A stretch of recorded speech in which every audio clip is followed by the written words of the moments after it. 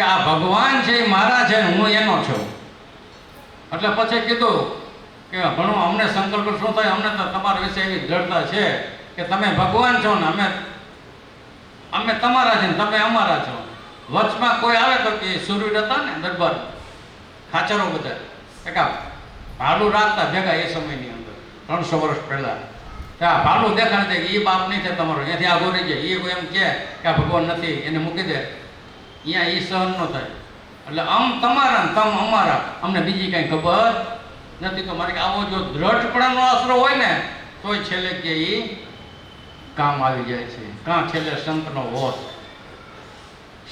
Oath જો એવો દ્રઢપણે રાખ્યો હોય કે આ સંત મને જે ભગવાનના ધામમાં તેડી છે, મારા દુઃખોનું નિવારણ કરશે,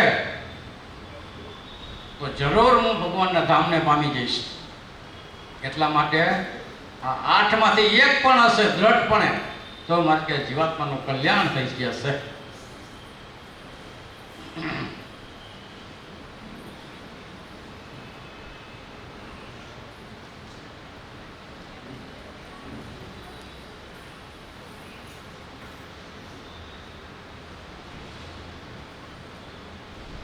સંતનો ઓથ આ 8માંથી એક પણ હશે તો મોક્ષમાં પહોંચી જશે.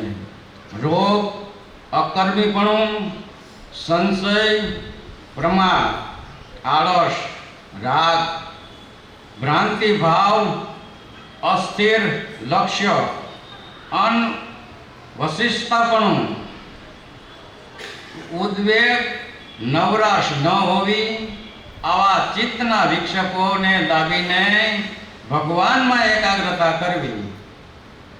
અશાંતિ, અશ્રદ્ધા, અવિશ્વાસ, અનેક ચિંતાઓ, મનભંગપણું, ફફડાટ, ભય, દમનો ઉત્પાદ, કાયમ માણસનો ઘેરાવો, મોટો કારભાર, માનમાં ફૂલણજીપણું, કામ વાસના, દ્વેષ ભાવ, કાયમી પ્રવૃત્તિ, ઉપાર્જન તૃષ્ણા સારું દેખી ન કમાય, પારકા દોષ જોવાની ટેવ, સેક્સલી જેવા વિચારો, સદા અધૂરિયાપણું, મોટો મોહ, અંધાધૂંધીનો વર્તાવો, લવની વૃત્તિ, અતિ ક્રોધી, અતિ ઈર્ષા, બળતરિયાપણું, કદ્યપપણું, એદીપણું, વાયલપણું, ગાંડાપણું, મૂર્ખતા, નાસ્તિકતા વગેરે વલણ, ખરાબ વ્યસન. વ્યસનનો તો અત્યારે કોઈને કીધા જેવું નથી, એનો નિષેધ કર્યા જેવું નથી. એનો નિષેધ કરે તો આમાં કેટલાય ન આવ્યો, એટલે એનો નિષેધ નથી કરતા. શાસ્ત્રમાં લખ્યું છે એટલે આપણે આમાં વાંચવામાં આવ્યું છે, એટલે બધા યાદ રાખજો કે આ વ્યસન છે એક દોષ રૂપમાં છે.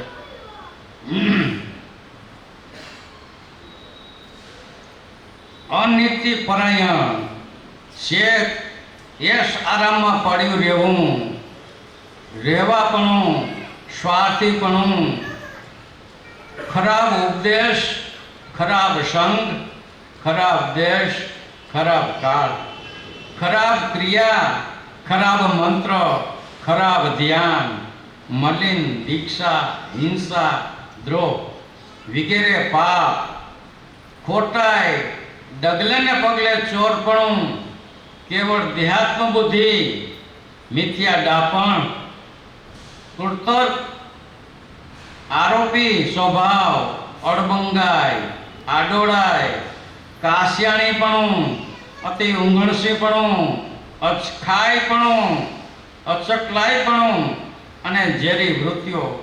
આ વિક્ષેપોના 56 સાથીદારોને જીતીને ભગવાનમાં વૃત્તિ રૂંધવી અને સંત સમાગમમાં રહેવું. મારે કે શરીરની અંદર આ બધા દોષો પડ્યા છે. 56 સાથીદારો છે.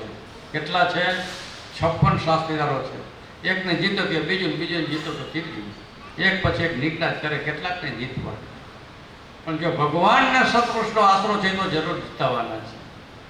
મિથ્યા અપવાદ કોઈ ઉપર ક્યારેય પણ કોઈનો ખોટો મિથ્યા અપવાદ કોઈ ઉપર ન આપવો. જો એ અપવાદ મિથ્યા થાય તો મહારાજ કે એ દોષ લાગવા રૂપ છે. એના ઉદાહરણો શાસ્ત્રની અંદર બધા ઘણા બધા આપ્યા છે, ઘણા બધા આપ્યા છે. એમાંનું એક ઉદાહરણ દઈ આપણે તો કે એક ધનાઢ્ય હતા, તે ગામની અંદર સદાવ્રત ચલાવે. શું ચલાવે? સદાવ્રત. એટલે કોઈ વટે માર્ગું નીકળે, કોઈ પણ નીકળે તો એ સદાવ્રતનું સીધું આપે, એટલે પોતે રસોઈ બનાવીને જમે. આવું સદાવ્રત ચલાવતા હતા.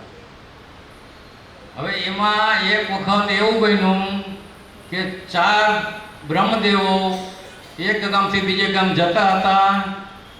તેમાં આ ગામ આવ્યો એટલે એને પૂછ્યું કે અહીંયા કોઈ સીધું કે રોટી મળે એવું ખરું? તો બેઠેલા ગામને પાદર એને નામ દેખાડ્યું કે અહીંયા જાઓ, તમને અહીંયા સીધું મળશે. એટલે એક દેવસ્થાન મંદિર હતું શંકર પરમાત્માનું, છાયા હતી, પાણીની સગવડ હતી, અહીંયા આરામ કર્યો અને પછી વિચાર કર્યો તો આપણે ત્યાંથી સીધું લઈ આવીએ અને અહીંયા બે જગ્યા સારી છે તો જમીન બેસી અને જમીએ.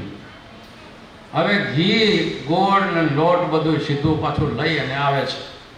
હાથમાં નાની એવી તપેલી ઘીની હતી, ત્યાં આમ ખુલ્લી હતી અને સીધું લઈને હાલતા આવતા હતા. હવે એમાં બન્યું એવું કે એક સમડી હતી, એ પોતાનો ખાજ જે શ્રાપ હતો, સરપ હતો, એ પોતાનો ખાજ હતું સમડીને. એટલે એ સમડીએ નીચે પૃથ્વી ઉપર આવીને ઝપટ મારી પોતાના પગમાં પકડી લીધી લે સમડીને.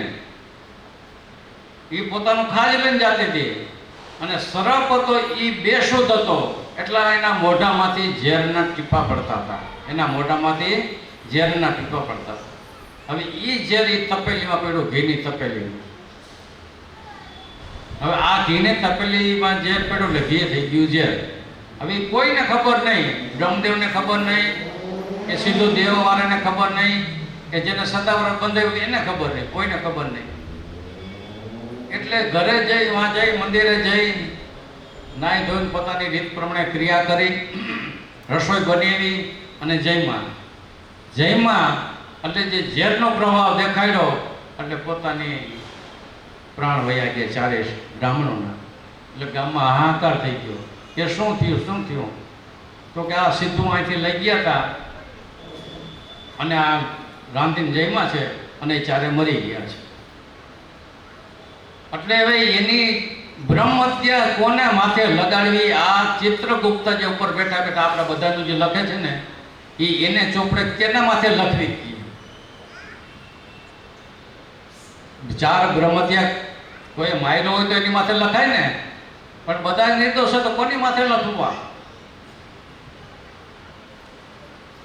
હું જાણા ચિત્રગુપ્ત તો કે આટલી જગ્યા છોડી દઉં કે હવે અત્યારે હવે એનો નિવડો આવે ત્યાં થાય, ત્યાં લખાય, ત્યાં લગી લખાય નહીં, જગ્યા છોડી દીધી. પછી સદાવ્રત તો ચાલુ હતો, એની બધાની ક્રિયા કરી અને હવ ગામે જને એનો ઉકેલ કરી નાખ્યો. પાછો એવી રીતે જ્યાં મહિનો 15 દિવસ થયા ત્યાં બીજા બ્રાહ્મણો નીકળ્યા અને વાત કરી, ભાઈ અહીંયા ક્યાંય રહેવાનો આશરો કે સીધું કે અન્ન રોટી કે મળે એવું ખરું? તો કે હા, અહીંયા છે. ટીકડી બેઠા હતા, ઓલા સાચો માર્ગ દેખાડ્યો હતો પણ બીજા ટીકડી બેઠા હતા અહીંયા. એટલે એને કીધું કે જમાડે છે ને મારે છે, બધું કરે છે, જાવ ને. કથા મોટી ટૂંકમાં કહી દઉં. હવે એ વાણીનો જે દોષ લાગ્યો છે, શું લાગ્યું? વાણીનો દોષ લાગ્યો. વાણીનો દોષ કેવી રીતે લાગ્યો? કે મારે છે તો માર્યા હતા. કોને માર્યા હતા? કયો આગળ? કોઈ માર્યા હતા? કોઈ બ્રહ્મ હત્યા કરી હતી? સમડી એનું ખાજ લઈને જતી હતી. શ્રાપ હતો, બેશુદ્ધ અવસ્થામાં હતો. સીધું દેવરે સીધું દીધું હતું, કોઈને માથે દોષ આવ્યો નહોતો. પણ શાસ્ત્ર કરો એટલે એની માથે મિથ્યા અપવાદ આવ્યો. શું આવ્યો? મિથ્યા અપવાદ. કોની માથે? સીધું જે દેતા હતા એની માથે એને ખોટો અપવાદ મૂક્યો કે આ મારે છે. તો એ આટલી વાણીએ કરીને 4 બ્રહ્મત્યાનું પાપ બેઠા બેઠા નકામું લીધું. શું લીધું? 4 બ્રહ્મત્યા કહેવાય. ચિત્રગુપ્ત ક્યાં જગ્યા પૂરી દી. હવે 4 બ્રહ્મત્યાનું પાપ એને દઈ ના માથે નાખી દી. આ વાણીના દોષ લખ્યા છે શાસ્ત્રકારોએ. ગમે ત્યાં બેઠો ગમે તે કરતા હોય, વાણીના દોષ માટે બહુ સાવચેતી રાખવી. કોઈને વિશે ખોટું કલંક ન દેવું. જો ન ખબર હોય તો હાથ જોડીને કહી દે, ભાઈ મને ખબર નથી શું છે. આ શાસ્ત્રનો સિદ્ધાંત. આવા મિથ્યા આપવાથી પણ આવા દોષ લાગે છે. એવા શાસ્ત્રો આવા ખૂબ એના વર્ણનો હોય છે. એટલે ઘણી બધી રીત શીખડાવી છે ભગવાન અને શાસ્ત્રકારોએ. અને ભગવાન આપણે જે આ બધાએ આપણે ભજીએ છીએ ને ઓળખીએ છીએ, તો શેને કરીને ઓળખીએ છીએ? તો આવા ચમત્કાર, આવા પરચા, આવા વચનસિદ્ધિ પુરુષો મળ્યા, જેથી કરીને આપણને એમ થાય કે ઓહો, આપણે તો ભગવાનની અતિશય આપણી ઉપર કૃપા કરી છે. કેવી કૃપા કરી છે? તો જેને જેને જે કંઈ જે સમય અનુભવ થયા છે એને ખબર હોય. બાકી તો આપણે અટકળને અનુમાન કરી તો એમ નહીં. હૈસિક નહીં હોય, શંકા માલિક કરતી મટે નહીં. શંકા ન મટે ત્યાં લગીનું નિવારણ ન આવે, તો શંકા મટી જવી જોઈએ. ના ના, એમ હોવું જ જોઈએ. આ ચમત્કાર અને પરચાની વાત ભગવાનની એવી હોય છે, આવ્યા હોય ત્યારે ભગવાન કે અમે કૃપાયા કરીને આવ્યા હોય ને અમારા ચમત્કારનો કોઈ પાર ન હોય. પણ જઈએ જેના અનુભવમાં આવે અને શાસ્ત્રમાં લખાય ત્યાં ખબર પડે. જામનગર જે સમયે મહારાજ રહેતા, જામનગરની અંદર, તે સમયે એક હરિભગત દરબાર હતા. ભગવાન પાસે આવ્યા અને દર્શન કર્યા, અને ભગવાનને કેવી વિનંતી કરે છે દર્શન કર્યા પછી. એક એ વિશે આ શાસ્ત્રમાં લખ્યું છે.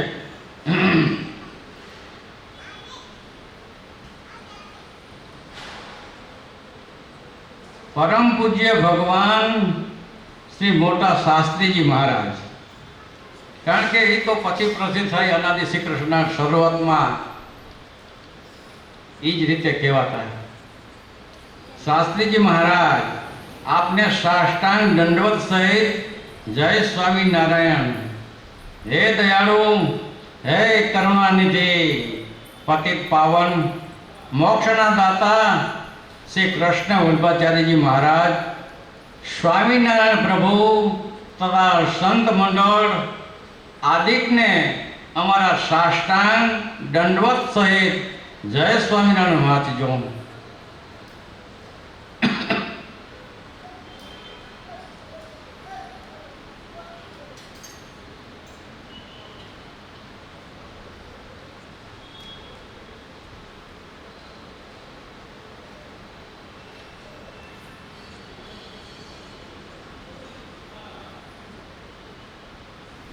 એકાદશી મંગળવાર તારીખ 19/10/76, ભાઉભા હરસિંહજી રાણા, મુકામ ભલગામ, તાલુકો લીંબડી. પરમ પૂજનીય પ્રભુ સદગુરુ શાસ્ત્રીજી મહારાજ, સ્વામી શ્રી કૃષ્ણ વલ્ભાચાર્યજી શ્રી ભગવાનની સેવામાં ભલગામથી લિખિતન આપનો શિષ્ય ભાઉભા હરસિંહજીના જય સ્વામિનારાયણ સાથ સાષ્ટાંગ દંડવત નમસ્કાર સ્વીકારજો. વિશેષ વિનંતી સાથ લખવાનું કે આપ શ્રીના નવા વર્ષની કંકોત્રીમાં શુભ આશીર્વાદો વાંચી આનંદ થયો છે. આપની અમી દ્રષ્ટિ તેમજ કથારૂપી કાયમી અમૃત પાન અમને બહુ જ યાદ આવે છે, જેથી દરરોજ આપની મૂર્તિ સંભાળી આનંદ પામું છું. આપના આશીર્વાદોથી મારી તબિયત સુધારા ઉપર આવી ગઈ છે. આપના મંડળના સંતોની પ્રેમ ભાવ મારા ઉપર બહુ જ હતી અને છે. જામનગરમાં ખૂબ સત્સંગ લાભ મળતો હતો. શ્રી સ્વયં પ્રકાશદાસજી કોઠારી તથા પૂજારીજી તથા ભગત આદિ સાંભળે છે. આપની પ્રસાદી કંઠી કે રૂમાલ મોકલજો. મારા લાયક કામકાજ ફરમાવજો. લિખિતન સેવક આપનો શિષ્ય ભાઉભાના જય સ્વામિનારાયણ વાંચજો. શ્રી હરિ, આપ ભગવાન પરચાઓ મેં જોયા છે તે નિત્ય સંભાળું છું. મહારાજને પત્ર લખીને કીધું, જે તમે મને ચમત્કાર કે પરચા આપ્યા છે એ હું કાયમને માટે સંભાળું છું. હવે એને વર્ણન કર્યું છે કે શું છે પરચાઈ. તો પહેલું, શ્રી જેતપુરમાં મહારાજ પૂજા કરવા આપ બેઠા હતા. મહારાજ નિત્ય નિયમ પ્રમાણે સાધુના નિયમ ધર્મ જે હતા એમાં બરોબર હતા. આપણે કાલ પણ વાત કરી હતી.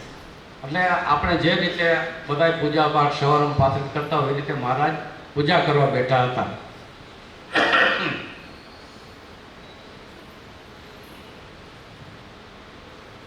પાથરનું જૂનું ફાટેલું હતું.